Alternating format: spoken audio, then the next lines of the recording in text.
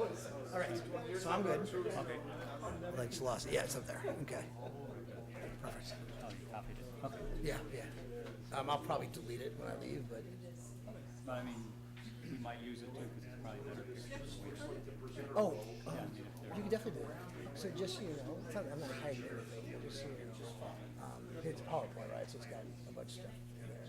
But in the back, it sort of ends, and then I have stuff that I probably won't use, but I always put in there, like engineering plans and other stuff. So if you tell me what plan you want, I'll put it up. No, I don't know. We'll Okay. see. All right.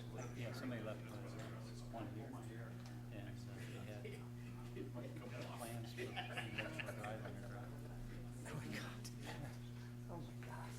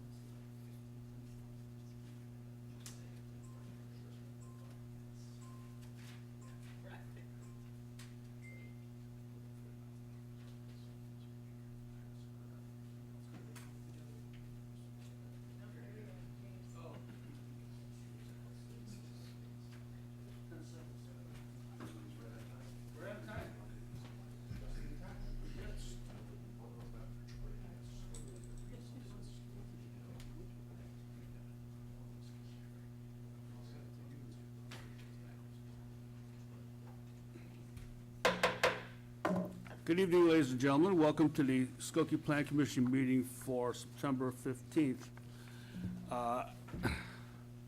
Let's see. Tonight we have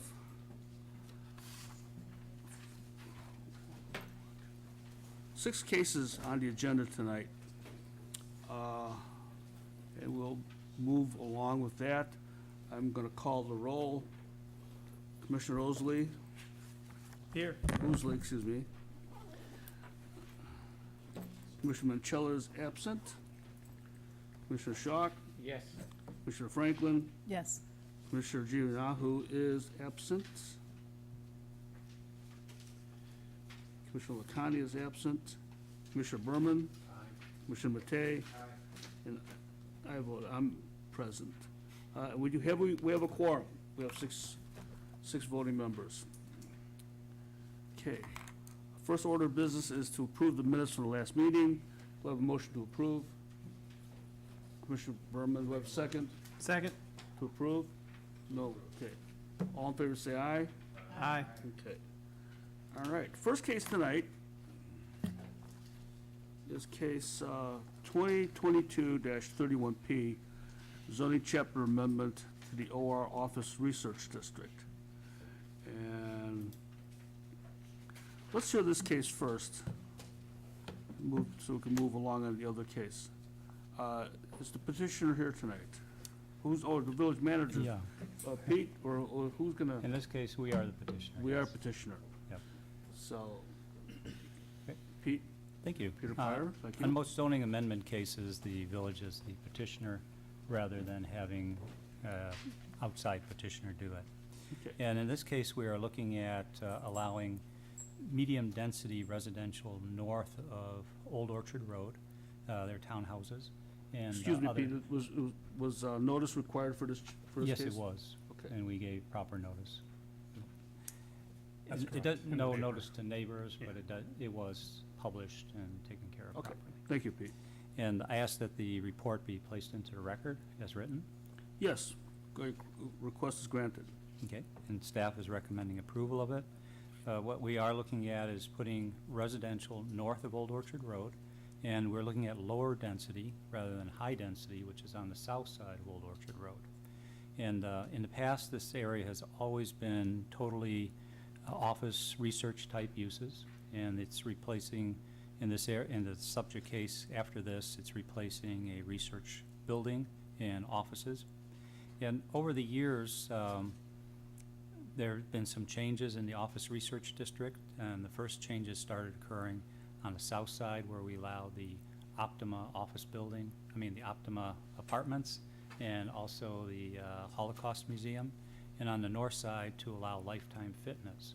So those uses are looked at as compatible, but not what the original district was intended for.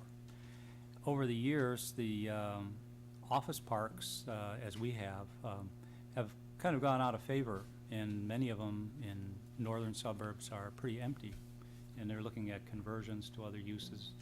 And we have found the same thing in Skokie, that the occupancy of the buildings that are there has gone down over the years. It started before COVID as a lot of companies moved to the city, and it continued with COVID. And so it's been a struggle to get continued office development in the area. Over the years on the north side of Old Orchard Road, we've had many proposals for properties up there that were non-residential, and they had been turned down in the past. But at this point, it appears that it might be the optimum time to change over and allow such uses. And especially in light that the properties to the north are mainly residential in Wilmette and Glenview. So in this development, this change, we think that this would be more appropriate to have a mix of townhouses and possibly a higher density building further away from the northern property line. Included in this is also an amendment to allow commercial. The staff looked at this, and we really didn't want straight residential on a property. Facing Old Orchard Road, we would prefer to have some commercial in any development that's there.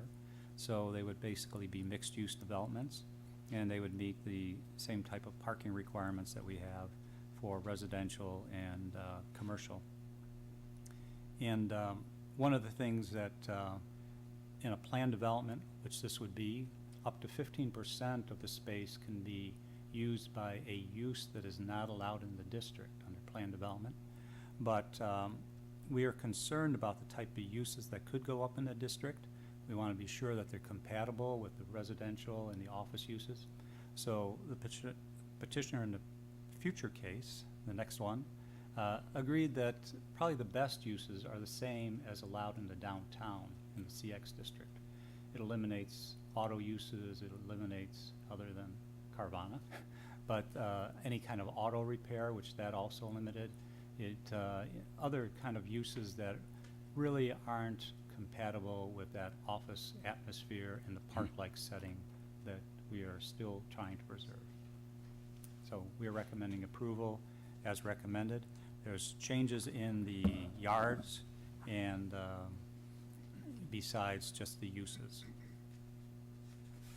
So I'm looking at this, so staff, I'm questioning the limited service restaurant with a drive-through. Do you really think that's appropriate in that area? Yeah, in that one instance, we were thinking of that there could be some uses up there that would attract not only the residents, but also office users in the area. Otherwise, everything is on the east side of the expressway. There's one restaurant that is in the hotel, and that is a restricted use. It can only operate inside the hotel. What we would be doing by allowing the CX district uses, we would be allowing other types of restaurants and other kinds of service uses that currently aren't allowed in that district. Okay. Commissioner Berman? I guess I'm not ready to get off of that question that the chairman asked, is that we're talking about preserving a park-like setting, and at the same time, we're going to allow a fast food restaurant with a drive-through. Mm-hmm. Not the least of which are the aesthetics of that, the noise, the congestion, but also that we have litter problems throughout the community with our drive-throughs that don't adhere to trash restrictions. I just don't see it maintaining a park-like setting and having a drive-through in the middle of the park. I mean, that's Any other your opinion, I'm sorry, I Any other don't agree, questions? but that's. No, I guess that that's wasn't a fine. question, but I was hoping to be convinced that I was wrong. No, I don't think you're wrong. All right, thank you. I'm in agreement with you, but, any other comments or questions? Okay, at this time, is there anyone in the audience who wishes to comment or have a question on this case? Okay, none? All right, thank you. Yes, someone, please come up. Introduce yourself, please. Mark Gershon with Pulsinelli. It's always good to be here. I just wanted to comment on the the limited drive-through. We envision that space as a way to bring together sort of the community around there, whether that's a coffee shop or something similar. And I think actually if you look at a lot of uses, whether it's Lincoln Park or others in very park-like settings, that type of use is often there. It's a way for the community to get together and be there. You've got site plan approval on it, so you can make sure it's, it's the kind of site that you want to see there. But we actually do think it's an appropriate use within the OR district. Hopefully that'll come true, but, okay, thank you. Any other questions or comments? Okay. I'll need a motion on case 2022-31P. Commissioner Berman? Well, no, before we do that. Yes. I'm not certain the issue's put to bed. I mean, so the gentleman that just stood up says that since we can somehow limit or restrict the type of drive-through facility or restaurant that goes in there, how do we do that before we vote on it? I mean, would hate to see McDonald's. Well, I was rambling on that too. I mean, what's a limited service? I mean, we Right. have a place like Panera who has a drive-through, then we have, basically like a fast food hamburger chain that could come in there and put in a drive-through. Or, well, Starbucks would be limited service, I guess. It's kind of hard to define what kind of restaurant is allowable in there with a drive-through. I'm going to ask a general question then, Yes. almost as a point of order. Would it be more appropriate to attempt to restrict or curtail general developments at this point in time, or should we reserve those judgments for when a very specific proposal is in front Well, of us? that was my thinking too. We can look at each case as it comes through, but then again, we don't have any standing as to reject or to reclassify what kind of a restaurant it is when and if that case comes through. But we can issue approval with Conditions? specific notations. Well, this is part of in the future, I mean, all of them are by site plan approval, and they're part of a plan development. So I suppose the petitioner can themselves regulate the type of uses that they would allow in that plan development. Well, that's fine, but, 5 years from now, let's say the property changes hands, the management changes hands, and what's gonna happen then? And they could put it in as a deed restriction. You know? Mr. Chair, can I ask a question? Yes. Is the concern, we were fairly comfortable with the idea of the site plan approval. Is the concern that unlike a special use, you don't have the same level of approval over that? Well, if it has a drive-through, we do have the special use in play here that we can't control. But basically, we can't control what kind of restaurant goes in there. Issue if all three other categories of restaurants are already allowed in the OR district. It's really only the drive-through that is not. That's correct. Yeah. Let me explain, they're really not. The restaurants that are in the OR district are restricted uses, and they're only allowed with a permitted use that's in the district. So that's why the restaurant is inside the hotel, but the restaurant at this point could not be independent. So by making the changes that we're making, we're picking up all the uses that are allowed in the CX district, which then gives us a whole variety of uses. But it doesn't say that they're special uses or permitted uses. We're saying they're allowed now. They're allowed. And so they're allowed by site plan approval. So once the site plan is approved for this restaurant to be there, any kind of restaurant that is a limited service restaurant could go in there.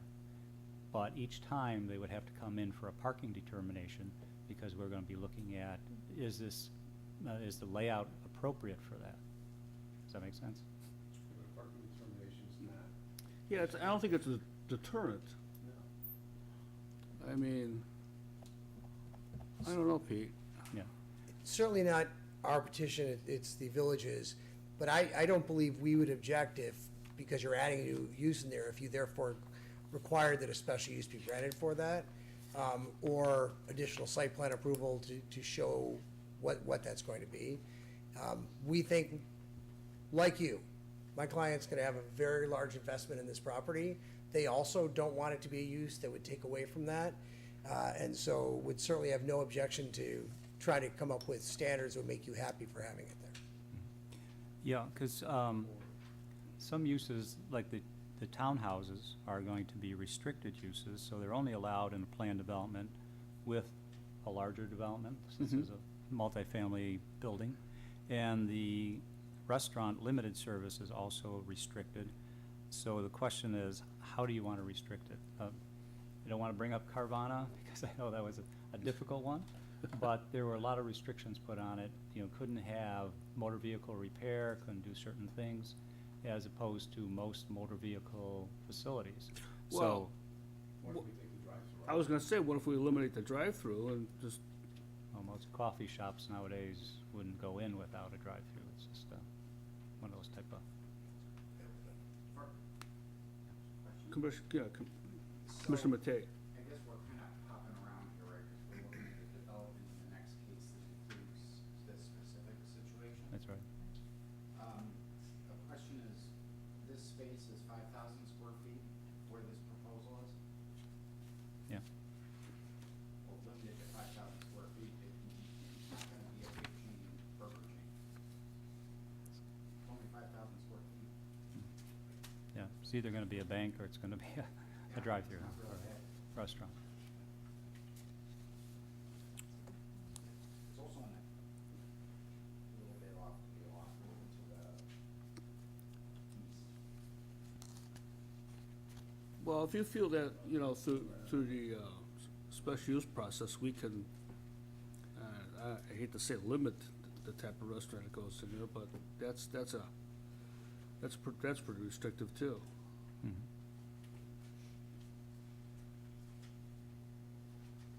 Well, I suppose we could, I suppose the restriction could be the type of limited service restaurant. So, Well, yeah, but new types are, you know, are constantly being invented. Look at Right. Chipotle with sure. their big, you know, basically it's a kiosk that just, you know, has no dine-in, and it just basically delivers food. Mhm. Yeah, at one point, we had a category called, well, it was like coffee shops. Yeah, But coffee shop became so broad that it became a limited service restaurant, so we eliminated it. mhm. Yeah, so I agree, it's hard to define it, and it's again on a case-by-case basis, because you have to go site plan approval, and that facility would have to be approved as part of it, but the exact use is not part of it, unless maybe. Well, how about this? How about if we just, in our language, we strike out the drive-through, and if a restaurant wants to come in there and wants a drive-through, let them ask for it. Then we'll just say limited service restaurant without drive-through, which is a category, Yeah. and that would be restricted, and then a drive-through would be restricted also. Or, I mean, so if somebody comes in and there is an appropriate way of putting it in there, and you think it meets your criteria, then allow it, but not right off. I'm kind of floundering here, as you can tell. Yeah. No, but I think that works, is that they have to come to us and they have to ask and demonstrate that in some ways it's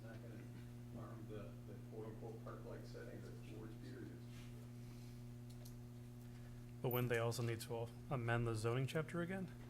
Well, we have it here already, so the question is, do you want to separate it out somehow? I'm saying if they take out drive-through, the next person who wants to put in a drive-through doesn't just go for a special use or a site plan, but they would also need to Yeah, to amend amend. the code again. Yeah, let Yeah. them come and amend it.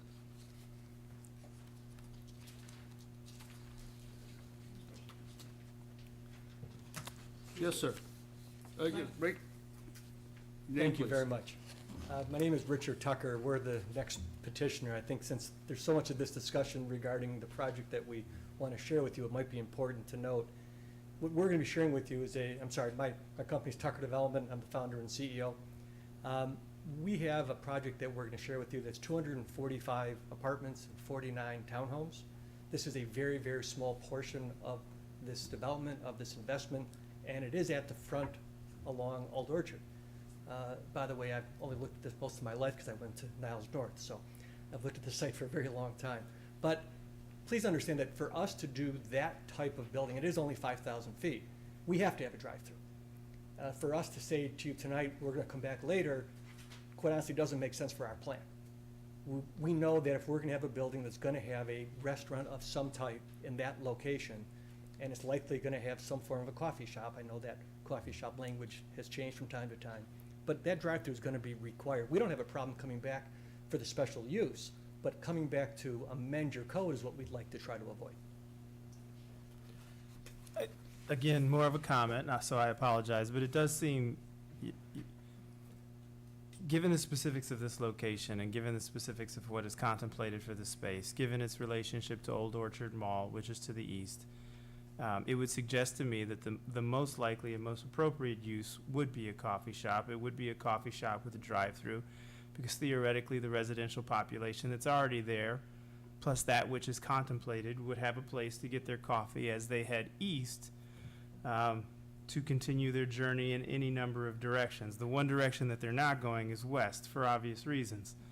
So whatever form of restaurant would be there, I would presume that coffee and transit would be an important component to it. So it feels to me that that while the concern is valid, it might be muted given the specifics of this particular location. I see your point. Well, Thank Okay. you. okay, thank you. I'm still open for a motion.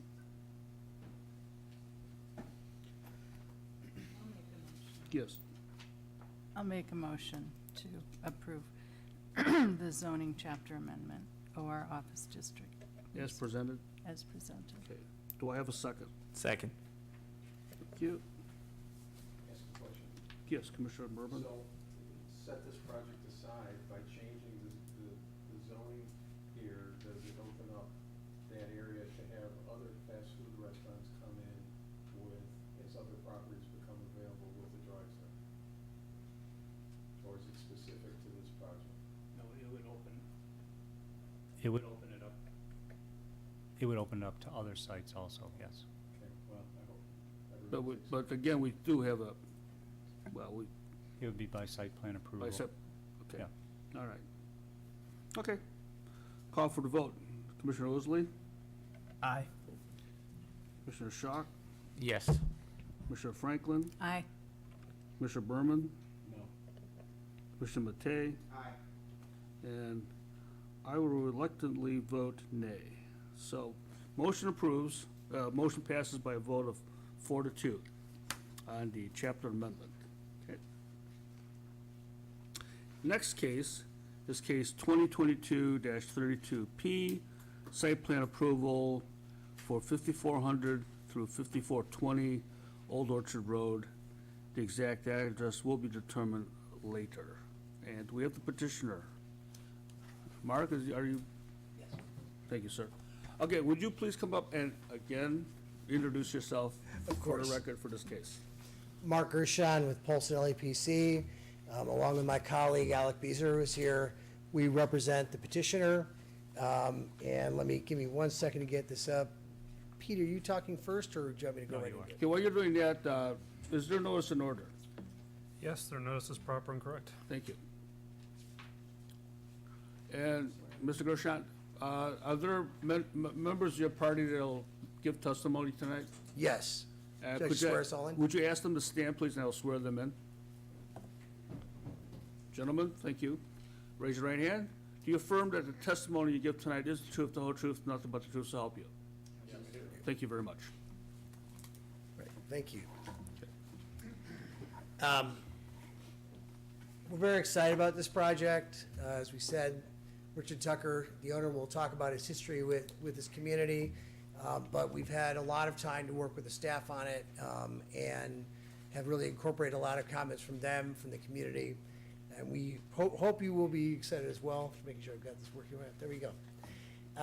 Just with me today, and the people you'll hear presenting, you've already met Richard Tucker and Aaron Tucker, both with Tucker Development, Mark Kerensky and Mark Hopkins, who are architects with HKM Architects, Bob Gudmundson with R&WG Engineering, our civil engineers, and Louis Abuna with KLOA Traffic. Just quickly, and you've got the staff report, so given that we probably are a little farther into the evening than we expected to be, I'm going to try and move through it quickly. But as you know, we're requesting site plan approval. Signage on this property was approved by Appearance Commission. It's part of our site plan as well. Text amendment actually not part of that, but this is all pursuant to that text amendment. And then the zoning relief as identified in the staff report and as necessary to approve our site plans. Where we are right now, we're very pleased to have recommendations of approval from the staff. I think you guys know all too well that your staff, and Pete came back just to make sure I had to be good on this as well. Your staff is incredibly thorough. I think we had a 30-page report that we responded to, and we're very pleased to have earned their trust and the recommendation of approval. Similarly, our Appearance Review Commission gave us unanimous recommendation of approval. Had a good chance to go through the architecture on the project, et cetera. We've already talked about the notice, so I'll just skip through that. I would like to ask at this point, since we do have a notice public hearing, that our application, the supporting documents to that, including the plans, reports, and other supplements, that includes both our architectural plans and our engineering plans, preliminary engineering plans, apologize, be accepted and entered into the record. You've also, thank you. You also have from us our qualifications. You'll see a part of the presentation here of our experts who are here, who you've just been introduced to, and we'd ask that those also be part of the record, as will be the PowerPoint. So I'm not actually going to go through all these because it's small enough that only I could probably read them well.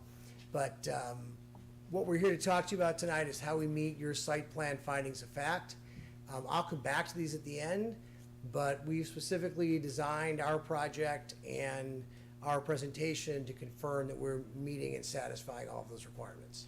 I will come back, but you also have in your hands our documents which show satisfaction of all these standards, as well as the staff report, which also recommends that we have approved all those standards. And with that, I'm going to let you get to the more fun stuff and introduce Richard Tucker again to come up. Thanks, Mark. And sir, again, for the record, would you please give us your name? Certainly. Richard Tucker, founder and CEO of Tucker Development. Thank you.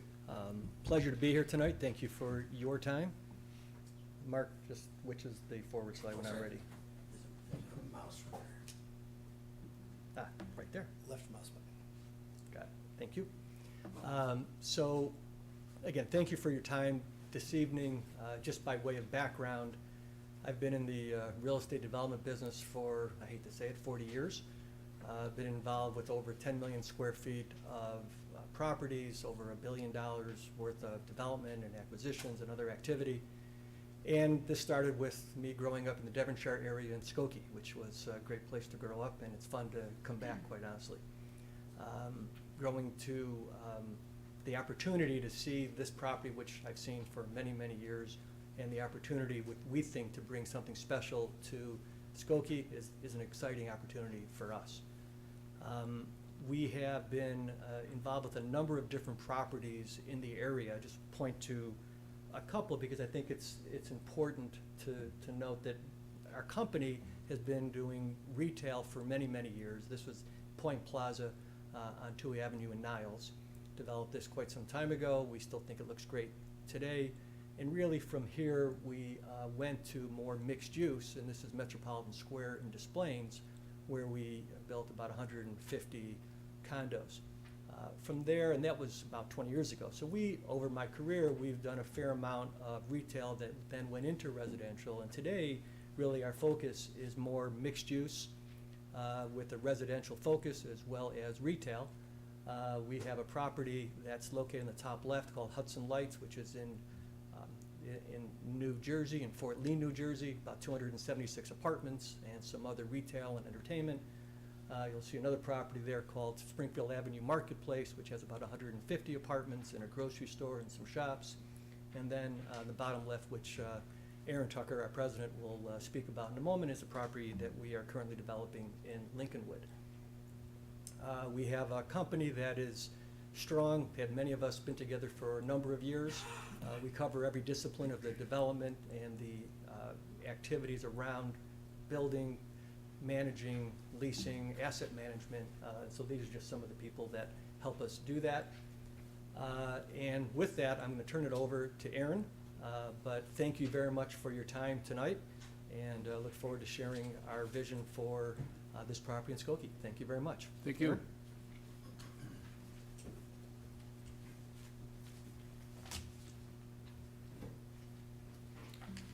Thank you very much. For the record, Aaron Tucker, President, Tucker Development Corporation. Very pleased to be with you tonight. Very excited to talk about our project about 5 miles south of the subject site, which is dubbed District 1860. We've called the project District 1860, district meaning the new downtown and hub that we're creating in this location, in 1860 to honor President Lincoln. It's the year that he was elected president. In this picture, you can see an in-progress shot from a drone from a week ago.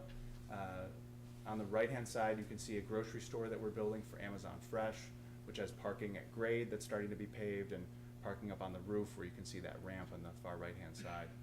In the middle of the frame, you'll see a mixed-use project, which features about 40,000 feet of additional retail on the first floor. The entire second floor is parking. It's all made out of precast concrete. And then above, you'll see our apartments that we're starting to construct.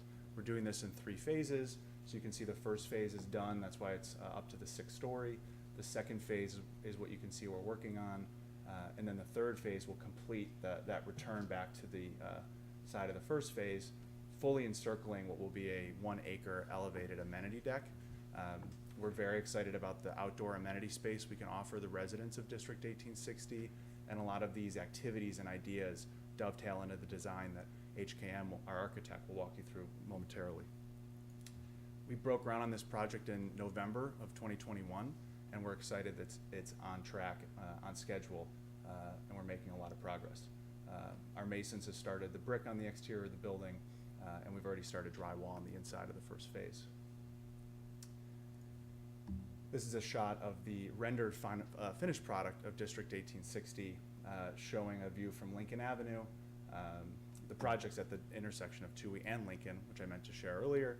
So this view is looking southwest from Lincoln into what we're calling the Village Green, and you can see the finished grocery store in the far right-hand side. This brings us to 5400 Old Orchard. I want to share, before the architects dive into the design and detail, what was so attractive to us about this project. We think this slide shows well what is the most impactful thing that we think we can bring to the residents of this community, which are just an immense amount of open space.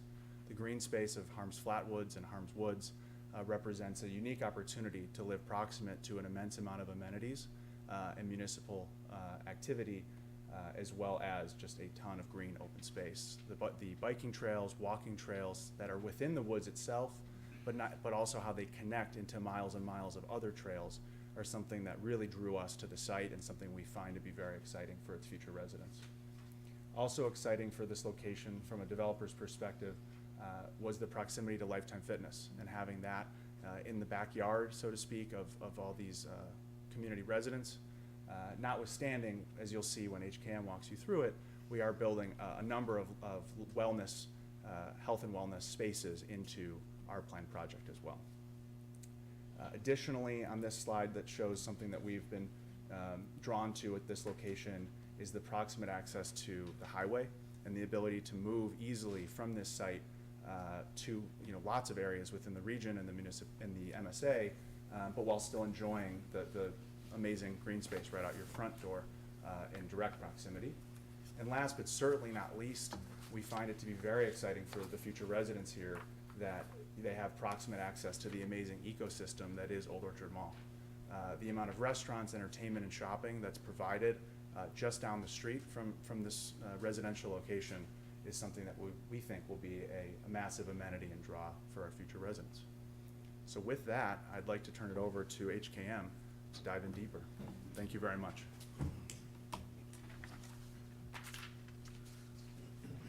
Thanks for stealing all my thunder. Good evening. Good evening, Mark Korinsky with HKM Architects and Planners. My partner Mark Hopkins is here as well. I'll do the speaking, and then I'm going to give a sort of a brief overview, and then we can get into details, and Mark can speak. I've been working with Mark Hopkins for 40 years. The whole concept of HCAM and our business is, and I've been working with Rich Tucker for almost the same 40 years. The whole concept of HCAM is we're sort of a boutique-y little firm. My background is land planning, landscape architecture. Mark Hopkins is an architect. So we're designing environments and space for people. So we're not designing a building and fitting on a site, and we're not designing a site and just relying on some cookie-cutter standard architecture. So every project we do, we're melding the two together. There's a couple of projects, and I won't go through them all, but there's a couple of projects if you go up Skokie Boulevard in Northbrook, North Shore 770, and then the retail around there, we were heavily involved in that project. If you go into Lincolnshire near the parking, there's a theater that we tore part of the theater down and built 444 Social in Lincolnshire, again, upscale apartments in there. The project in the middle is more rental in the Aurora area, and then we've got projects throughout the Midwest. We've also expanded into South Carolina, and I think that's partially just because people seem to like us for some reason. What do you push? I broke it. Left button. The other left. Okay, we've already gone through the slide, so I won't repeat what was said. Context is everything, though, and that's where we started with this whole thing. We zoomed in a little bit here, and you just had a big conversation about uses and the like. But the idea is we started with Old Orchard because that's the visibility in the door, and we said, what's the appropriate uses there? And when numerous meetings with staff and even internal, we said it's not appropriate to have retail or residential, pardon me, directly up on Old Orchard. So we were looking for a transition because we've got a non-residential street directly on Old Orchard, and then we've got the single family at the Village of Glenview on the top. So we were looking at different uses. You can see we've got the county courthouse. We've got the county courthouse parking deck, both to the west. We have Lifetime, as was mentioned, which is an asset, but it also has all their parking. And then they have what I call their January parking directly north of us, because they always fill up in January, and by February 15th or so, people give up their New Year's resolutions, and then that parking lot is underutilized again, but it's still a parking lot right there. And then you can see we've got North Shore University to our south. The same left button. All right. So then you get into the site plan, and we'll get into this more. But if you look at the south, it really starts at the south. And what we were challenged by staff is we need to have some uses there. And that gets to the meat of the issue is what are the appropriate uses, because we all know that retail is challenged. We all know that office is challenged. We all know all of this, but we've got a unique opportunity here. Because we've got the courthouse there, we believe that we have an appropriate potential for some commercial use. Notice I don't say retail, but some commercial use on the left side. So there's about 8,000 square feet of space there. On the far right, we have about 5,000 square feet, and that was the much discussed earlier of the drive-through. So you can sort of see, and if I use a pointer, you can sort of see the conceptual drive-through here. And then the third Residential use is actually our clubhouse, because our clubhouse acts as our social hub, and that acts as people coming and going. We have our own coffee in there as well, and the like. But so we've got three components here that are not residential directly onto Old Orchard. Access, and Lue Obuna from our traffic consultant is here, and we'll give a presentation, but we've got an existing full signal right here that's functioning and working right there. That's our primary access. And that will function for the center. The second area is a potential right in, right out here, which feeds you into the residential, and then a right in, right out here. Obviously, we need, if we're gonna put, and we're gonna have viable commercial and viable retail, we need parking in front of it. Because what does retail need? You need to see a sign, you need to see a front door, and you need to know where you're parking. So we've got parking there in a somewhat traditional situation. But the rest of it, this becomes an apartment building, upscale apartment building. It's 4 stories, and you have a parking deck, and you may have heard the term Texas wrap, but it's a hidden parking deck, basically. So we have, and you get into the campus-like setting, we have a parking deck, and we've got 400 some cars, but you don't see them. So people driving by don't see all of those cars, okay? And so you've got a courtyard. You've got a passive courtyard for people driving in to see. We've got our main social courtyard, and we've got a secondary courtyard here. So much like a campus where you see buildings surrounding open space, and you're not surrounding and having cars absolutely everywhere. And then we've got a private street, but a character of an internal street, sidewalks on both sides, parallel parking in there, into a townhome area. These are 3-story townhomes. They're a combination of, some of them have garages in the rear, and some of them have garages in the front. Again, we didn't just take one product and try and force it on the site. We're working with the site. So as we go into the north, where we've got a setback, you've got a backyard. In other areas, we thought it was more appropriate to put an alley in.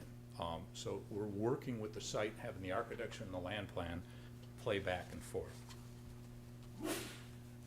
Here's a bird's eye view, just to give you a context. This is the view that nobody's gonna see unless you're in deep trouble in a helicopter or something. But it should help you understand the context. So we're looking sort of northwest. So here is the retail building. Here is, you know, we show the little tables out front, the parking for there. You can see we've got the long queue and the stack. If you were gonna put a drive-through, this is the place to put it. If we are going to get a coffee shop, this is the place, because you've got that full signal right there. So you can trap eastbound or westbound. We don't show a drive-through over here for a couple reasons. One, the character of the site changes. You know, we're further away from the restaurant that's to the east of us, but you're also getting into the courthouse and the like. You can see the courtyards, you can see the mass of what the existing parking deck is that we're up against here, and then you can see that holiday, or the January, February lifetime parking up here with the single family beyond.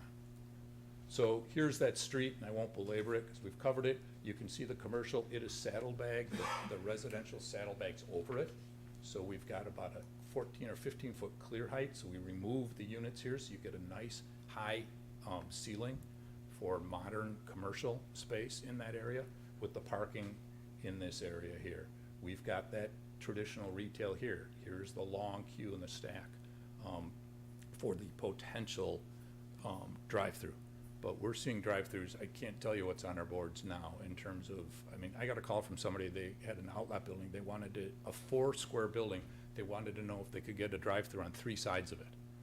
I mean, it's a Rubik's Cube. It doesn't work, but that's how much things are changing long-term in terms of how drive-throughs and retail work. But it sort of stands on its own in this area. And then the clubhouse. The clubhouse, and if I start warming up, I'm gonna talk forever, so I'm gonna try and abbreviate this, but the clubhouse is the social hub of the whole center. Okay, so the clubhouse is where you go pick up your mail. The clubhouse is where you pick up your packages if they're dropped off. There's a coffee bar that you can come pick up if you don't wanna go to the retail next door, because it's only coffee. There is a fitness center, because people love to be fitness, and yes, Lifetime's across the street, but a lot of people that do fitness are lazy. And in the winter, they want the fitness center within their own building. We have a outdoor area, which we show a pretty expansive pool. We're seeing more and more lap pools are part of the play, where people, they're either gonna swim laps, or they're gonna do they're walking or they're water aquatics and the like. We have, so you've got the whole courtyard there. We also have eating areas. We also have another area because the pools are getting shut down this time of the year in this climate, but we want to have this as a four-season space. So we have grills and fire pits and everything else that can happen once the pool shut down. So we're looking out of this space in this clubhouse, in this huge area here, out into a civic and a social hub for the whole project right here. And that social hub works. You can see this is the deck, this is a corridor. That corridor goes up to the townhomes. So the townhomes are part of this because those townhomes are a rental townhome. We talked about this, so we can move on. Again, architecture, we went through the appearance review and we got unanimous approval. You can see what we're trying to do in terms of the architecture. It's four-story architecture. You can see the parking in front. This is that commercial along the western section. You can see the architecture is different.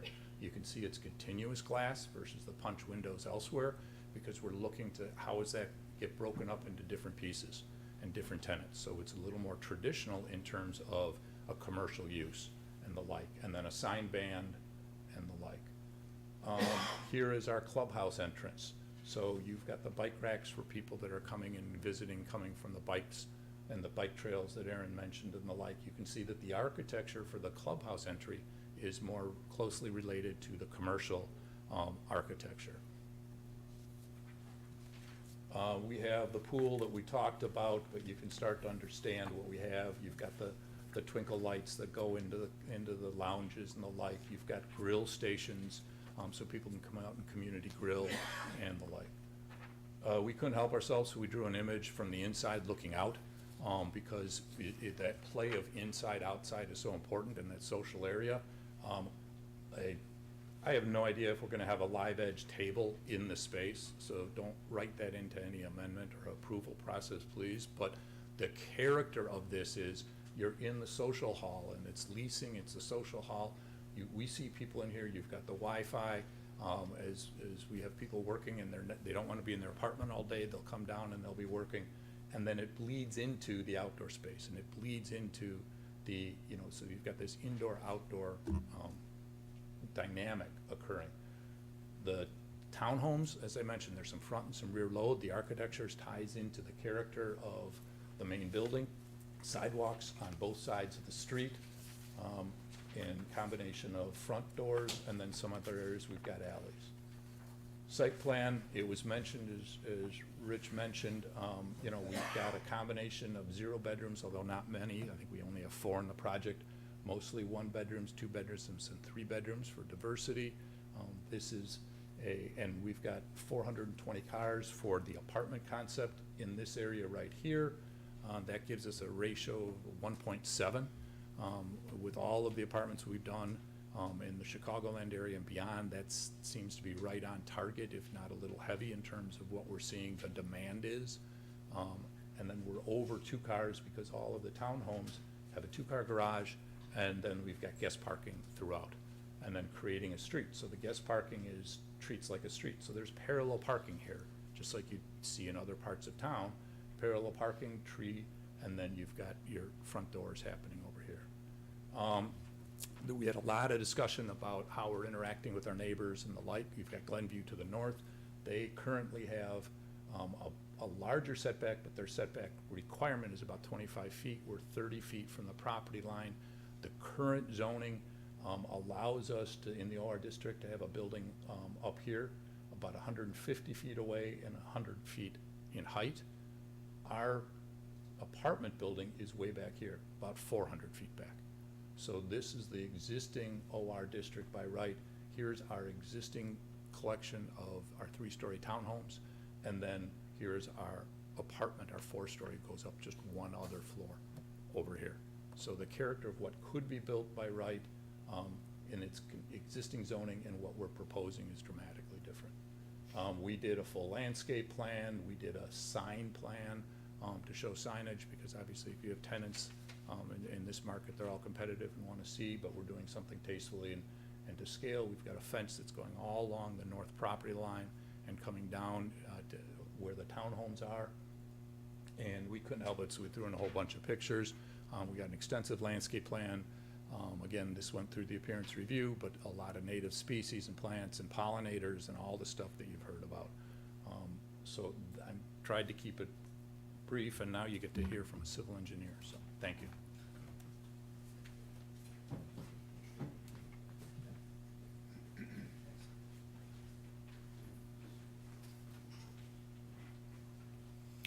And good evening. My name is Bob Gudmundson. I'm with the firm RWG Engineering, and we're consulting civil engineers. What Mark posted on the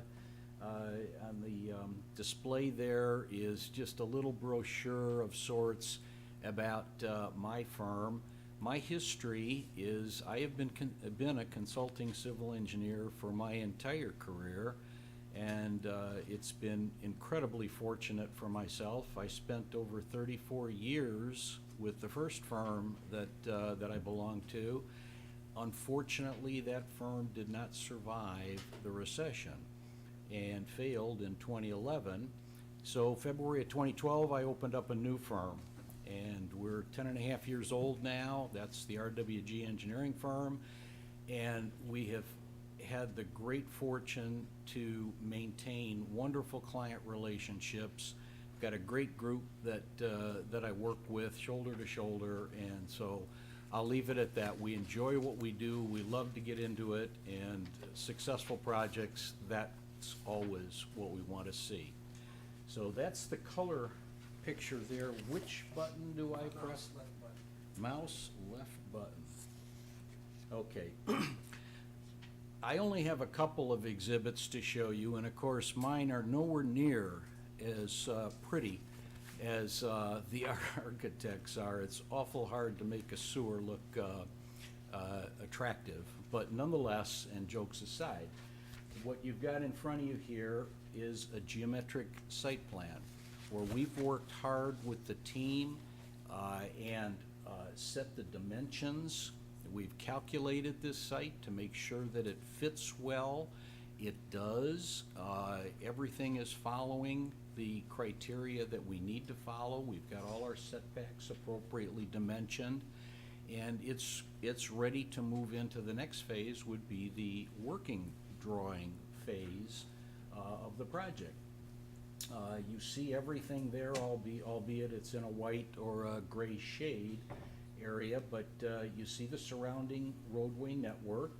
Mark already commented on the main access at Old Orchard and Woods Drive, and we will have 3 full access points that you see onto Woods Drive, and then we will have 2 limited access or right in, right out access points onto Old Orchard.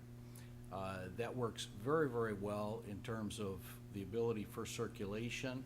I will also tell you that although I did not bring a display of a fire, the fire truck routing through, we did contact the fire department, got all the statistics on your largest piece of equipment, and we've routed it through the site adequately, and that is included on the preliminary engineering. That's sheet 6 of 6 of the preliminary engineering plans, which are in staff hands for review and conceptual or preliminary approval as we speak. The second exhibit that I have here is basically our utility plan, and although it's probably very hard for you to see it because it's not colored up, but I can suffice it to tell you that this site is well served by existing utilities and other utilities that we are going to extend into the site.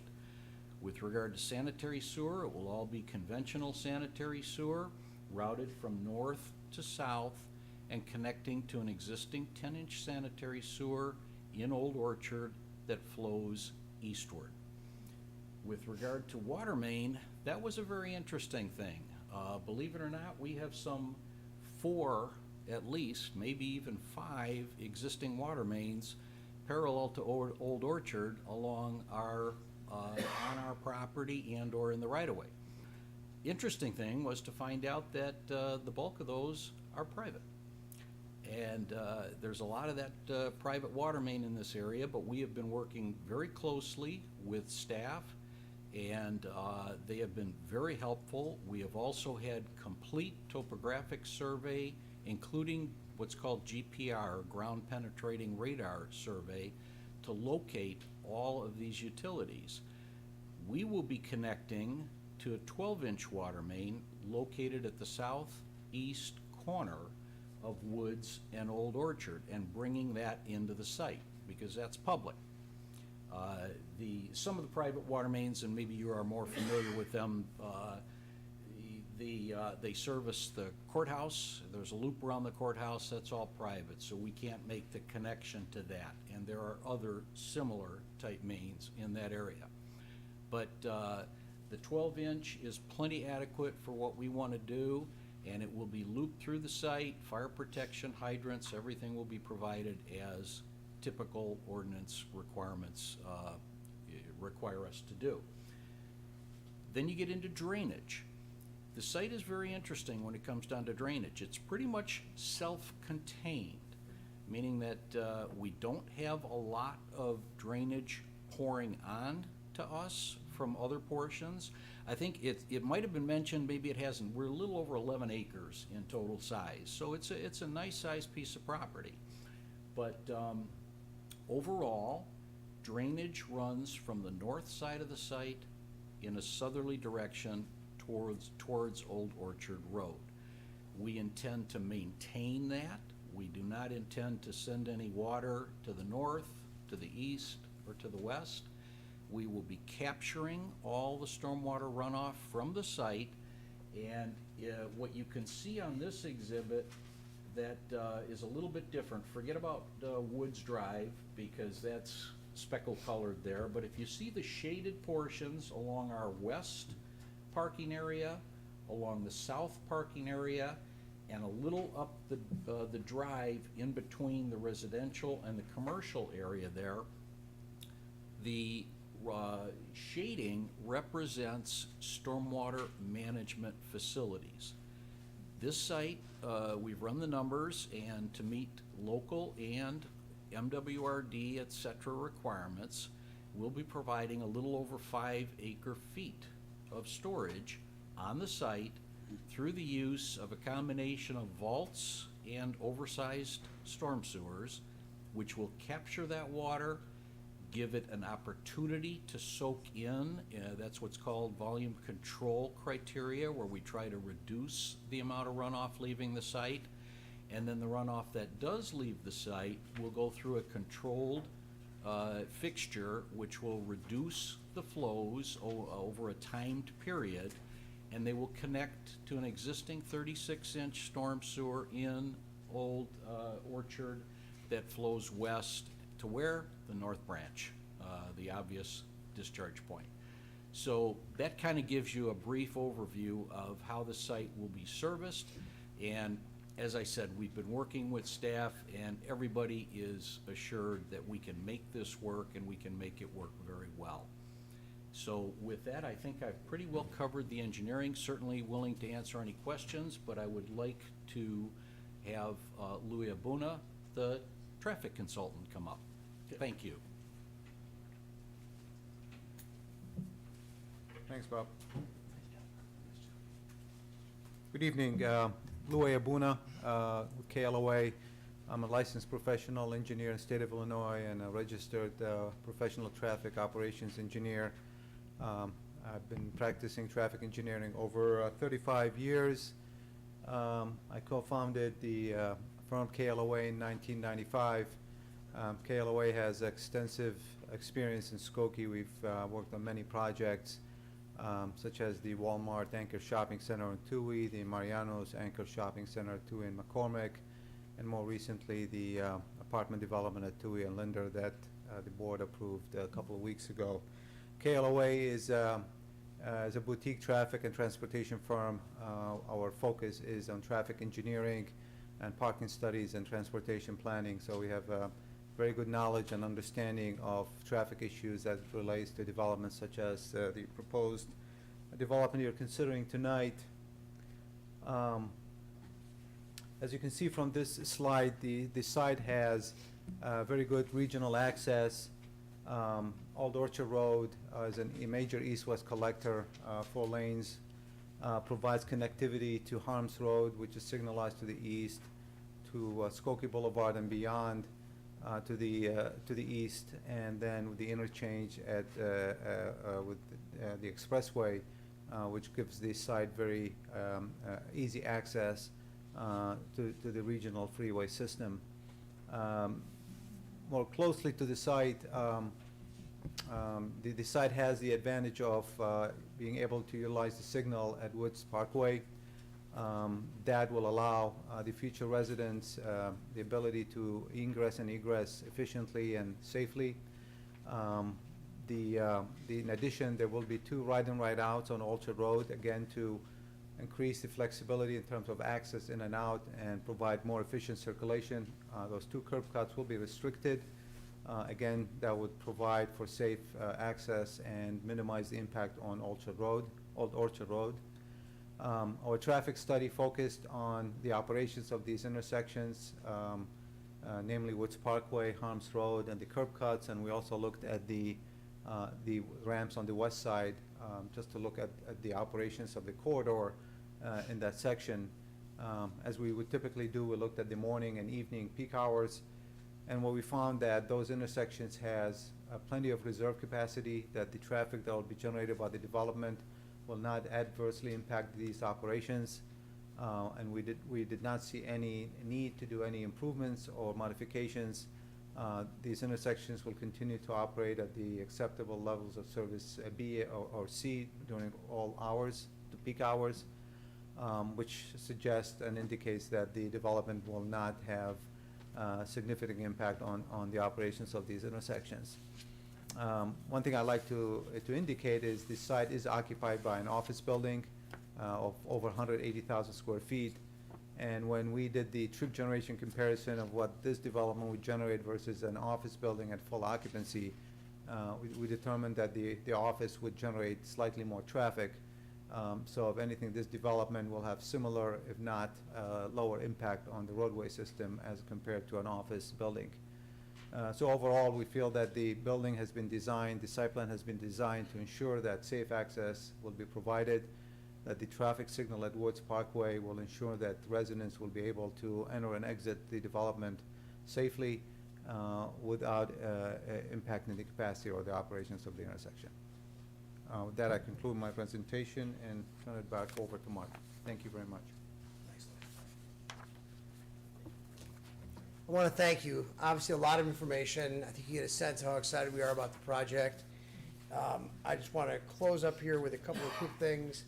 As I promised, I'm not going to actually read through this. You have our documents with the findings of fact. I'm happy to go through this should anyone have any questions about whether we've satisfied all of those. You've got our documents, you've got the staff report. I'd ask you to also, if you haven't had a chance to have looked at, we did a significant green and sustainable features document, which essentially was using our lead certified architects to look at all the different sustainability things we were doing there. I could pat ourselves in the back and read through all of them to you, but hopefully you've had a chance to look at that. We think it's incredibly well designed from that perspective.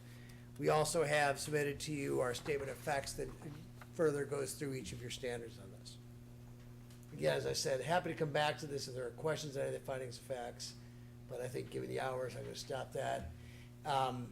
Just generally on this project, it's a really high-quality residential development and high-quality landscaping. There's not only support for the nearby commercial and retail restaurant uses, but also for people in the community who are looking for another alternative place to live. Support, as we've talked about, for the Old Orchard Shopping Center and the surrounding retail and service uses there. I talked a little bit about the sustainable features before. We think the transition of uses in both directions is critically important here. The transition of those uses from Old Orchard Road and putting in that commercial buffer between the two, and similarly reducing down and creating a transition to the north. Actually, only about 10% of our property line is adjacent to single-family residential, but we thought it was important to make sure we protected that anyway. One of the other important pieces of this is the forest preserve. As I've told this group, it's important to me because I ride that trail about 3 times a week. And I think that just having a good sense of what's out there, when I first heard about this project, I thought it was really exciting to know that more people were gonna have a chance to use that, and to really take advantage. One of the disadvantages of our slide is you can't put in a slide how far those trails go. So you see the woods that are there, but I know some of you, I already know who use those trails, that they really give you a great importance on that. And we've also designated some of our housing for workforce housing for the firemen, police, nurses, staff people who are part of this community, and having some housing that's appropriate for them. You know, I think this has you've got this in your report. We talked about it before. We're obviously seeking site plan approval of everything we've done. The relief that's shown for both our site plan and those that are specifically identified in the report for specific relief. Again, happy to go back through there as Pete can. We've had them before you, but given the timing, I want to keep moving through that.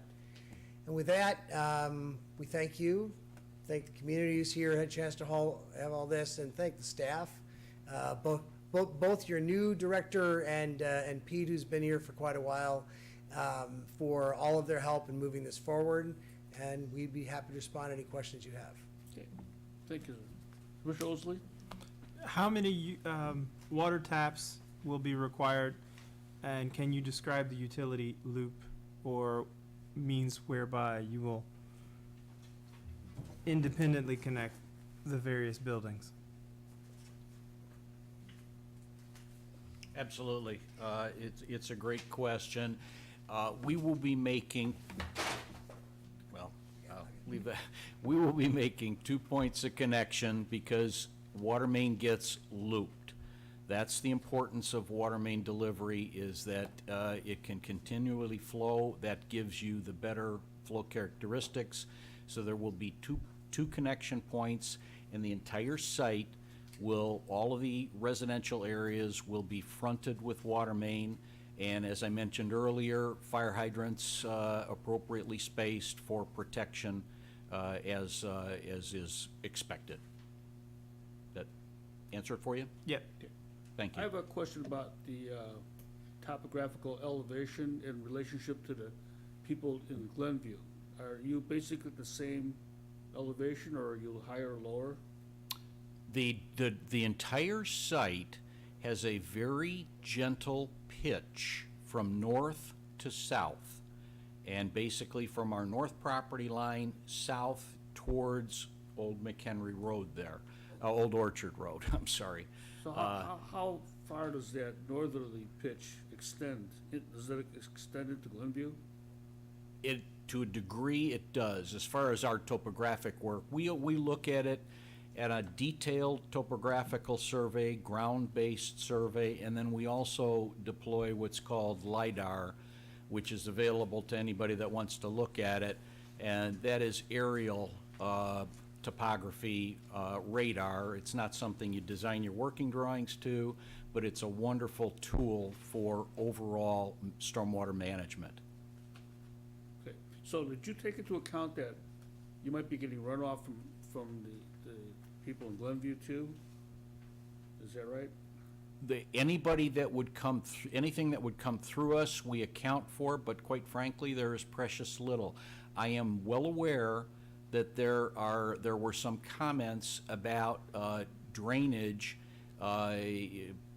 problematic drainage, I'll call it, in the county courthouse area, but that is on the other side of the automobile parking deck. That's not next to us. Historically, they've had problems with flooding there, that's Yes. basically. Yes. That's my concern. Mm-hmm. Yeah, no, we will not be sending anything at all in their direction, and anything that comes in our direction, we are obligated to pick up and route through the system. Okay, thank you. Mm-hmm. Commissioner Berman. You know, I'm sure you've probably paid attention that we've had some issues with site plan approval and what have you of other projects in the general area. and this area is clearly a migratory bird path, and I question for the architects is whether or not any bird strike mitigation's been considered in the lighting plan, the landscaping, and designs of any rail systems on balconies and and glass. The short answer is yes, we've considered all that. In more detail, couple things, and I know in light of what you just recently went through, if you noticed on our building, most of our building is not window, with the exception of the first floor. If you look in your packet, we actually submitted a document that showed the percent of wall versus the fenestration, the glazing was the document. So we've taken great care to do that. It's also only a 4-story and 3-story buildings. So the only place where you have a larger amount is on that very first floor, like a traditional retail or a corporate area. In addition, the railings are not a glass rail. So we don't have on our balconies, we are not putting in a glass rail, which again is invisible to the birds. The only thing counter to that is the landscape. We're encouraging pollinators because you're trying to do that. It's, you know, the monarchs are migrating through and the like. But yes, we've worked with you. We've worked with the staff on it. We've shown the diagram, and we're comfortable that, you know, we are not going to create an issue. And the lighting plan relative to the parking lot and the building structure itself? Yeah, lighting's interesting. We're actually asking for relief from lighting because what we did is we came through and looked at your standards, and you've got a variable on standards for the parking areas, and we're proposing we can meet your code by going with a 20 or 24 foot tall fixture, but we're proposing a 16-foot tall fixture, and that does a couple things. It's a dark sky, so it's only shooting down. Okay. But it also does, it produces less light, but we're still think very safe, and it also helps for the residents as well. So we're actually asking for relief because we're trying to put less light here than your code is actually stating. That's great. So we anticipate having a bird strike mitigation ordinance by 1/1. I don't have, has a draft been shared with you? I think that would be worthwhile for you guys to see that. I don't believe we've seen a draft yet. Peter, is it possible to do that? We still want to review it further before releasing it. Well, hopefully we can share a draft with you. Okay. Okay. Any other questions? Commissioner Berte? I see that we have a trail that's paved on the, what would be the south side of Old Orchard Road. And on your illustration, I see that between the, exit of the Edens and to Lifetime, there's a yellow line on the north side of the street. And then it picks up again on the west of your property, this development. My question is there gonna be a continuous sidewalk in front of this project from the Edens all the way over to Homes? There's an existing sidewalk right now that we are going to keep. So that's the short answer. We can give you a longer answer if it would help. The short answer is works, as long as the sidewalk remains, I didn't Yes. see it. Yes. With the yellow lines, cause it doesn't look like. Oh, I see, because the old line Yeah. stops there. Thank you. And by the way, we agree with you, that's important. Thank you. Any other questions of Mr. Chair?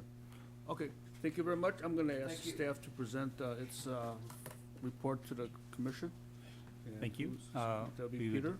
ask that the report be accepted into the record as submitted. Your request is granted. In a couple of amendments, we have the wrong address on there. It says Woods Drive, it should be Old Orchard Road. And also to the north, it indicates vacant buildings, which this is a vacant building. But to the north is actually residential and the parking lot from Lifetime Fitness, so that should be corrected. On the, just going through it, there are some areas of relief. And just want to be sure you knew that because you're going to have to vote on those. There's relief for a rear yard of 28 feet rather than 30 feet, and that's for the townhouses, that they're just 2 feet off. And rather than change the ordinance to reduce that, we thought relief would be more appropriate. The lot coverage is 37%, and it should be no more than 30%. but we can tell by looking at other buildings that there's significant lot coverage that would exceed the 30% coverage.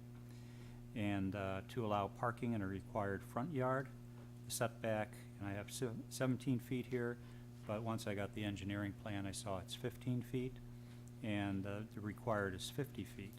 But when you look at a regular commercial lot or other places, the actual setback requirement is 6 feet, so this is substantially more, and they're going to heavily landscape that area. And then, let's see, the relief to allow lighting levels less than the illumination standards, which was just brought up. And we're not sure that they need this. Our engineering department said that it met requirements, but just in case there's a problem, we've asked for that relief. And also the parking is determined different than we do usually, but there was a parking analysis as Mr. Abuna presented, and that does meet our requirements for the commercial and for the residential. There's a mix of units, so the parking is a combined parking requirement. Then also there's 3 ground signs. Only 1 ground sign is generally approved for a property, but in the OR district, you can have more signs by Plan Commission recommendation, so they're requesting 3 of them. The Appearance Commission reviewed those signs, and they're happy with how the appearance of those look, so we're recommending approval also. And further, the subject site is part of a larger plan development, which includes Lifetime Fitness. This originally was all Portland Cement's property, and then at some point in '09 or whatever, some years ago, it was divided up for Lifetime Fitness and kept Portland Cement on its own property. So these 2 properties are connected by the site plan approval ordinance. By creating this new site plan, we'll have to pull it out of there, so there'll be a separate ordinance to do that. And then this is maybe a question for you, and I don't think anybody picked it up. Seeing on one of those plans there, I saw there's a lot of internal lots on the site. And those lots, are those tax lots that you're looking at, or are those subdivided lots? If you go back on the plan, everybody's looking in question, but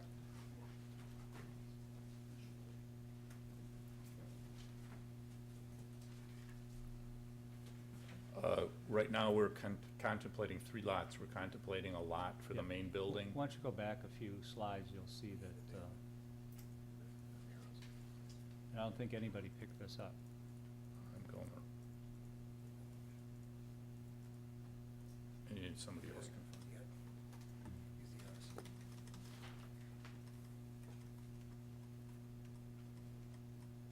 There you go. Okay. So simplistically, we're saying there's a lot line right here. So the townhomes would be in a lot, that the apartment main building would be in a lot. There's another lot line right here. And then the 5,000 square foot retail would be on its own lot right there. Okay, so are those tax lots, or is that a real subdivision?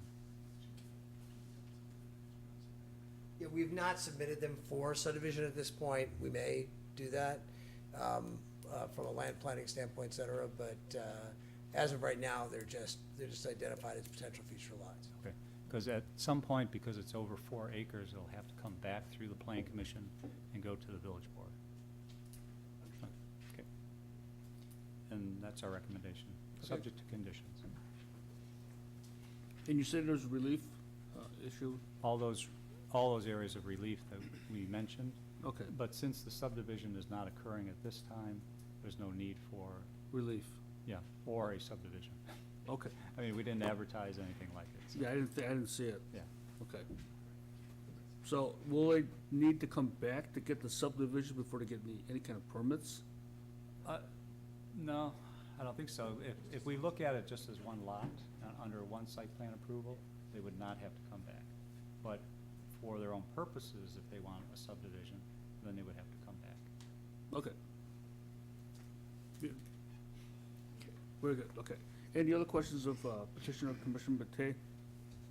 Peter, the land, the lot coverage at 37 versus 30, there's no green space on this parcel, correct? It's hard to tell. I mean, there's a lot of spaces around it that you see, you know, but there's a lot of buildings that are, it's Portland cement, and they were very Heavy on popular cement. on the cement. Yeah, there wasn't much in the way, so this That's right. coverage actually is gonna be significantly less given the amount of green space that this development will have. Yeah, I think Portland Cement had a lot in the front yard, some open space. They used to display cement in the front yard. Well, there was a testing ground. They would Right. test patches of cement and things. Cement, concrete. Yeah, That's right. well, okay. Yeah, it was like an outdoor laboratory there, Right. yeah. And they had test panels and other Right. things that they were showing. Because I knew somebody who had worked there and told me about the test patches they would put out. They'd be out there for 20 years, you know. Okay, thank you, Peter. You're welcome. Is there anybody in the audience who has a question or comment on this particular case? No. Mr. Gershon, do you have any final closing comments? Simply that we appreciate all of your time and the chance to review this, and we're excited to move this project forward. Thank you Good. very much. Thank you very much. Okay, I have a question, Mr. Chairman. Commissioner Berman. Perhaps I'm wrong, but I thought, I heard that, I believe it was Mr. Tucker saying that he didn't want to come back for a zoning chapter amendment, but it would be open to us having a little greater control on the restaurant that went in there, and I wonder, Well, we've already passed that, we've approved that amendment, and zoning amendment, and the outcome is that we'll look at each applicant, you know, individually as far as the drive-through goes. We still have control over the drive-through as a special use. Yeah, I think because every drive-through is different and every restaurant is different, by code, every drive-through needs a parking and stacking analysis. So this one definitely will come back, even though you've now approved the footprint of it and everything. Not every restaurant will meet that requirement. So I've seen some lately that have, 3 lanes or whatever, and so each one will be based on a parking and traffic analysis.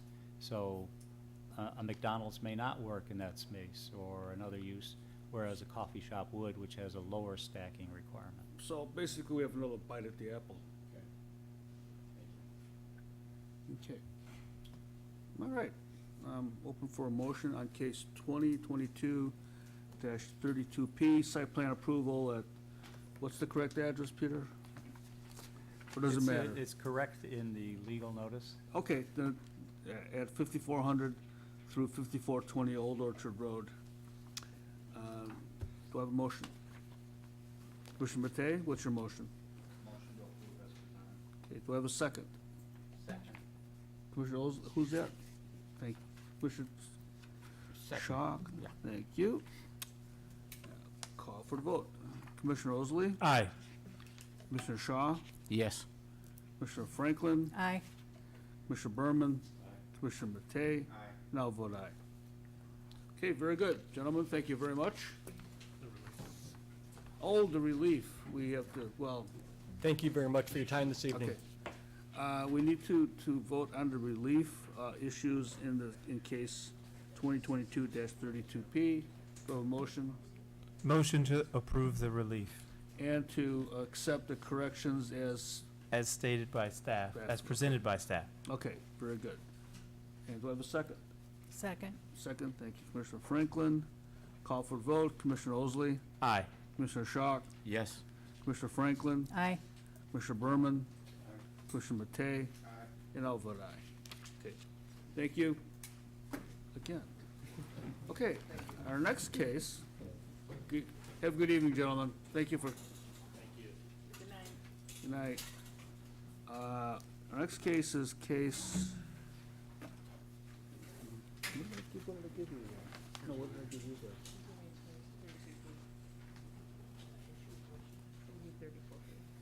Oh, this is for the relief, I'm sorry.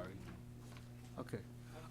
Next case is 2022-34P, and related case, 2022-33P for special use permit at 8256 Skokie Boulevard for a religious assembly. Do we have the petitioner here tonight? We do. Please.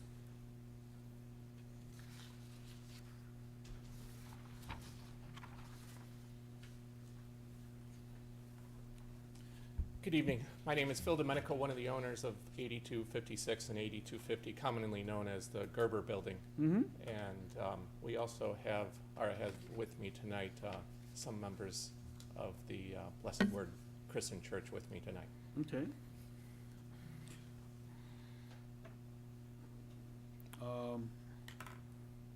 See, is there a notice in order? They didn't need notice for the parking and termination, but they do have proper notice for the special use, so yes, Okay. it is proper. Very good. All right. So we're gonna listen to both cases together. And sir, could you come back to the podium, please? I'm gonna swear you. You affirm that the testimony you give tonight is the truth, the whole truth, and nothing but the truth, so help you. I do. Thank you. And who's gonna make a presentation? Are you making a presentation, or? I didn't. Would you speak into the microphone, please? Sorry. I didn't prepare a formal presentation. You know, our submittals, be it the KOLA analysis, as well as some of the other submittals. Okay. You know, Do you have anybody here from the church? Or I do. I do. We have. Would you have them come up and maybe? Absolutely. Yeah, we're gonna listen to both cases together, so, Okay. in other words, so, could you? Yeah. Would you like? I'd like to get an overview of the request. Well, I can give you a high-level overview. Okay. We have approximately the Gerber facility is a very large building, been in business many years. Mhm. We have a vacant 8,200 square foot office space within the building that hasn't been Well, utilized. I remember you had a religious assembly group there before, some years back. Mhm. Okay. Yeah, that's right, and it was obviously approved for a special use. Yes. That church closed down and vacated, and it's been vacant for some years. We purchased the building about a year ago, less than a year ago, actually, Mhm. and we were looking for uses. We engaged with a number of brokers. We looked for everything from, any permitted use, storage, office, the like. We just were scratching our head what to do with it.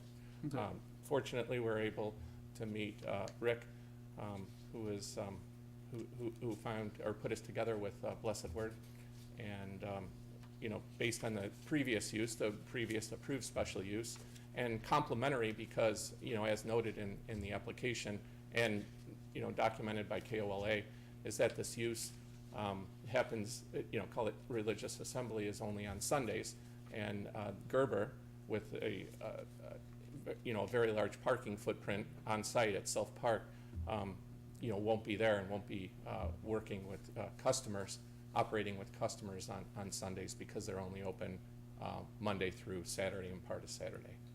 So. Okay. Essentially, how many members, how large is the congregation? Yeah, if you're willing, we can have them speak, but, at this point, about 30 members, and I think we contemplated up to 40.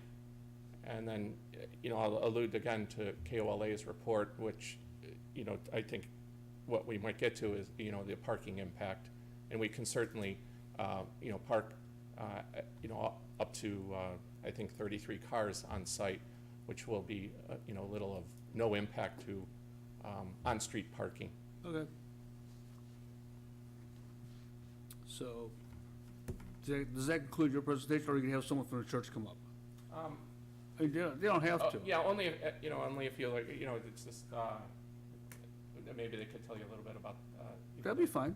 Okay. Rick, would you like to speak or?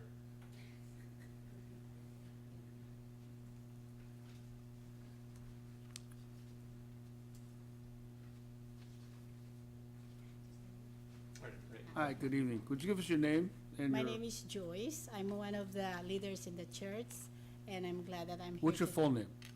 Joyce Season. Thank you. Yes. Yeah, the church has been operating since 2011, and we are recently in Hamlin Avenue, and then we are looking for a permanent place to stay because to hold the services every Sunday. Where are you meeting now? And 6224 North Hamlin Avenue in Lincolnwood. Okay. So yeah, and hopefully we get approved so we can start doing these services and stuff like that. Okay. How long are your services? An hour and a half. And do you have a fellowship afterwards? Maybe yes, we do. Like maybe until 2 o'clock. So essentially, how long will we be on site on Sunday? 2 o'clock. Okay. Any questions of the petitioner? No? Okay, well, thank you. Okay. I guess what I'll do, I'll have you sit down and I'll have the staff give us its report. Thank you. Pete? Okay, thank you. Staff asks that the report be accepted into the record. Which report? The report for the special use and for the parking determination. Okay, very good. Your request is granted. Okay, thank you. The parking determination that was indicated by the petitioner was made by KOLA, and it was reviewed by our traffic engineering division, and they felt that they had adequate parking to meet their seating requirements.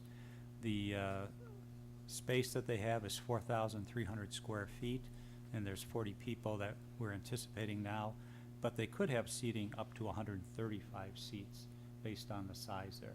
Do you remember how large the previous church was? It was probably about the same. Pastor Day. I thought it was a small church. Yeah, it was a small church, and they moved up to Main Street and had that building that's across from the old police station. Right. And they have a parking lot and everything, so they've grown significantly. But this is, for a small start. There used to be an architectural office here for many years, and then it was vacant. And it's a hard space to rent because there's no visibility to the building. It's a blank wall, and it just has an entrance to go into it. The church will be in this office space that they have, and the parking will be to the north, and it'll also be to the east of the building where Gerber, has their parking and reviews cars. The only real issue with this is that the driveway going to the parking lot on the north is narrower than 24 feet, so it would need relief for that. But otherwise, there's no issues. The one thing that staff is really asking for is a revised site plan. There's a survey that we received, and then there's a site plan, and the two of them do not match up. So we want a revised plan that shows exactly how that driveway and parking will be set up. But Okay. otherwise, we recommend approval based on positive findings of fact and also the positive parking analysis. Any questions of staff? Commissioner Matei? I see it's noted that the police chief had concerns related to capacity for parking in the site and on the off-street. Peter, what is the concern? I count somewhere around 40 available spaces. I believe that Gerber does not hold vehicles in the lot when they're not being worked on. They're held in the building. So what is the concern, and was there an issue with previous tenant and parking complaints? Looking at his comments previously, it was that at some churches, he sees people running across the street, to the service areas. And I've observed that on Main Street also, that there's several different denominations, different types of a mosque, there's a church, and I've seen people crossing to use the street parking. In this area, it's a little different. There is no street parking in the area. Everything is on site, the parking to the north, and the parking to the south and east of their entrance. So I think this will be fairly well contained on the site. So was this a general comment made by our chief? I believe so. I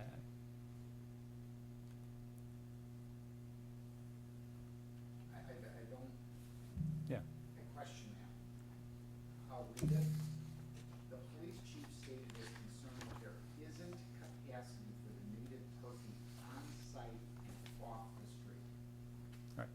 Because, well, I think he's looking at and saying, in the past, there were some issues, and he brought it up. Again, that church that was here before moved to Main Street, and as I said, there's other uses on Main Street. There's several different religious uses along Main Street where that issue has been seen. So, but since this has been vacant for several years now, he would not know how this operation actually works. Okay, the second question I would have is, how do we monitor hours of operation of a religious assembly? They're being provided with a permit to only operate when Gerber is not in business. How do we monitor that? How does that get policed? Probably by complaint mainly, and by Gerber themselves, who are the main tenants of the building. They would certainly not want a use there that would interrupt their operations. They look at cars in that parking lot to the east of their building. They assess them there. There's, people drop off and pick up in that area.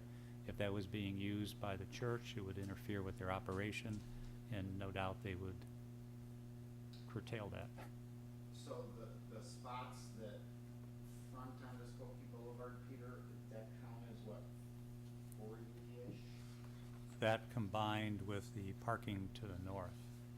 And then the parking analysis indicated that the average usage based on the Institute of Traffic Engineers is like 4.5 persons per vehicle. That's what the basis of the parking analysis. Pardon me? So they're driving minivans. Could be. Well, that's what the average is throughout the United States.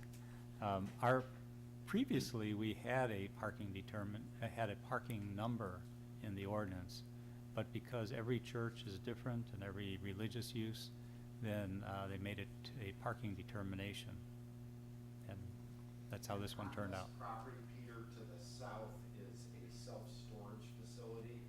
What are the hours of operation, and is that open when the church will be open?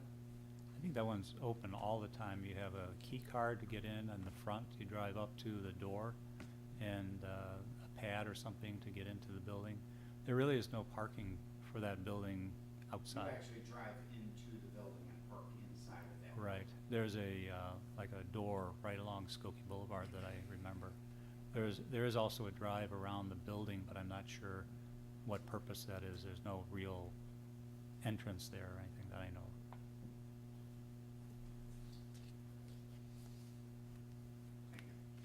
Okay, any other questions of staff? No? Okay. Any closing comments? I guess not. Okay. All right, let's move on the special use permit in case 2022-33P. Special use permit at 8256 Skokie Boulevard for religious assembly. The motion? I'll make a motion to accept the 2022-33P special use permit for 8256 Skokie Boulevard as presented. And to grant the relief And to grant the relief. for the driveway, is that correct, Peter? Yes. Is that separate? With a driveway. Was that separate? Yeah. That'll be separate, okay. We have a second, I'm sorry. Second. Thank you. Call for the vote. Commissioner Osley, Aye. Commissioner Schock, Yes. Commissioner Franklin, Aye. Commissioner Berman, Aye. Commissioner Matei, and I'll vote aye. And now the vote on the relief for this case for the driveway deficiency, is that correct? Yes, I'll make a motion to accept the report relative to the relief for 2022-33P Okay, as presented. and do we have a second? Second. Thank Commissioner Franklin.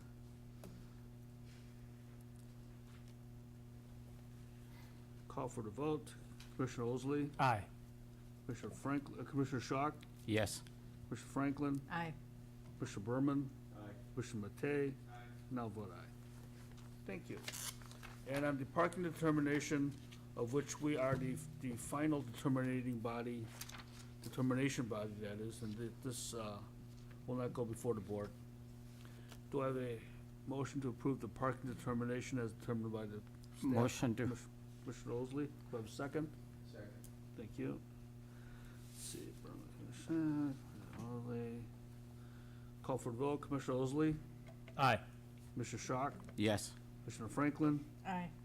Commissioner Berman, Commissioner Matei, and I'll vote aye. Thank you. Okay, well, thank you very much. Thank you very much. And good luck with your project. Thank you. Again, you know, this case still has to go before the Board of Trustees for final approval. Absolutely. And you'll be notified when that'll come. Okay? Thank you. Yeah, thank you. Okay, finally, the big event tonight. This is the one we've all been waiting for. The 2020, case 2022-35P, the comprehensive plan update. Peter, Thank you. Yes, the. in this case did not require notice, right? No. Okay, that's Okay. correct. Other than we have it on the agenda. The comprehensive plan that we have now was adopted in 2005. And that was a significant change from our previous plan, which was in 1969. And this one took into account more social things than the other one did, instead of just plain land use. And we're looking now to amend this, to put in a sustainability plan that was adopted by the village in 2016, yeah. And as many comprehensive plans throughout the United States are changing to adopt sustainability, we're looking to do that also. And this is basically a commitment to sustainability that we're making. Now, So they're not actually specifics. well, only in that we are adopting with this amendment specific sections of the current plan that are related to land use and transportation. Okay. And it's a placeholder for the future sustainability plan, which is being worked on now by the Sustainability Commission. And it's going to be presented, a draft, at the end of the month for. This month? This month, yeah. Next Thursday, everybody's invited to participate virtually. Okay.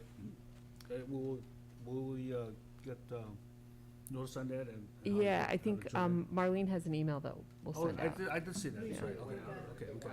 Yeah, All right. got it. I just haven't read it. So this basically is a holding spot in the comprehensive plan. It's a new chapter, something we've never had before.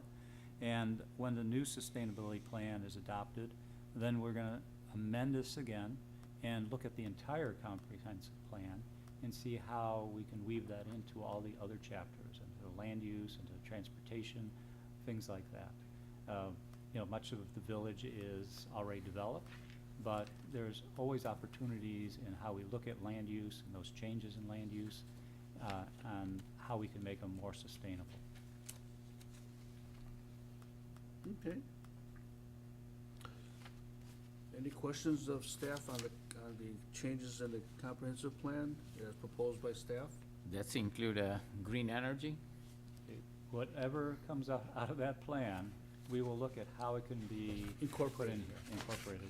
I mean, it may be increasing land uses, you know, the densities. It may be making, we have already done stuff like, you know, walkability studies. We've already are, what's that? So basically what we're doing tonight is creating space within the current plan for changes. Right. Okay. Yeah. So we're not actually making any specific changes, we're just creating space. Yeah. Because we, you know, we've already got a policy on sustainability, and which was pretty wide-reaching, and this will solidify that we are committed to going further with this. Okay. Very good. But we're Any just questions? allowing for a new chapter. Commissioner Matei? Yeah. Sorry. I'm sorry. Peter, I'm curious, reading on page 3 that according to the sustainability plan, Skopje's comprehensive recycling program in the village lags behind national recycling rates.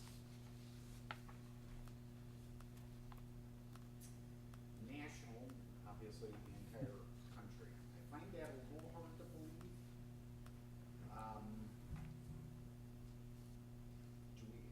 And maybe this isn't the meeting to get into this, because this really isn't the meeting on Thursday that'll talk more extensively about this program. But I was just curious, do we know how far we lag?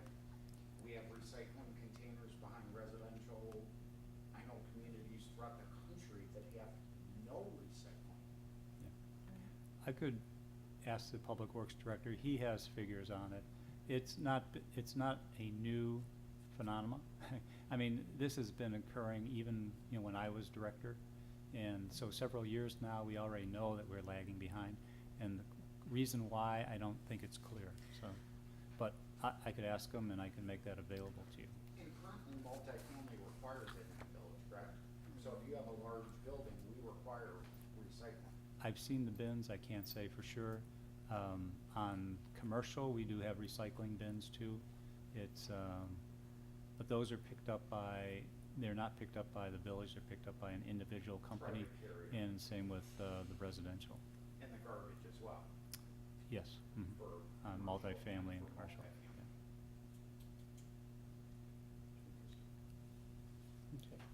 Any other questions?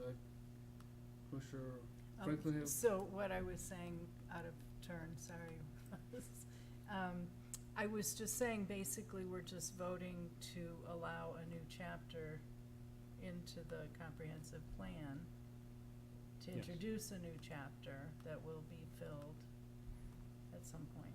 Yeah, well, it basically is being filled at this point, but it'll be improved when the new plan comes in. So this is just basically a statement that the village is moving forward with sustainability, and that it's important enough to put it into our comprehensive plan, that future decisions will be looked at from that standpoint. And I'm not sure what the new plan is gonna be, but I know it's going to be much more extensive than our current plan is. And so we'll be considering things in projects as they're presented to the planning commission. Will actually have sustainability components to it. Yes, I mean, already you have those statements in the comprehensive plan, and on the staff reports. We have the complete streets, we have other issues that would be looked at. I'm sure in the future, birds will be in there, we'll have all kinds of things that will be of interest to the, development. The question. If I could add, I was on a call today about the plan, and to your question about recycling, and one of the things that was discussed was a statement that said, require all new commercial multifamily developments to accommodate, to make plans for recycling and composting and garbage pickup. So the future of new buildings would accommodate things like composting. So it's built in. When you talk to developers, they often don't build those facilities to do that kind of work into their planning. So this would put some stipulations that then would help this group and the village make better plans for that in the future. I would recommend people consider participating in that meeting. Composting, we've got lots of things to discuss in that. Is Max gonna be included in that meeting? Yeah. Okay. So, any other questions? Okay. I need a motion on case 2022-35P. Commissioner To accept it as presented. And we have a second. Second. Who's that? Commissioner Shaw? Give it to Who's that? Give it to Peter. You guys, chorus here. Okay. Commissioner, I'll give it to Commissioner Shaw. It's a competition. Okay, Commissioner Osley, Aye. Commissioner Shaw, Yes. Commissioner Franklin, Aye. Commissioner Berman, Commissioner Matei. Now vote aye. Very good. Is there anything else, any other business before the board? None? I proclaim this meeting adjourned. And there's no meeting on October 6th.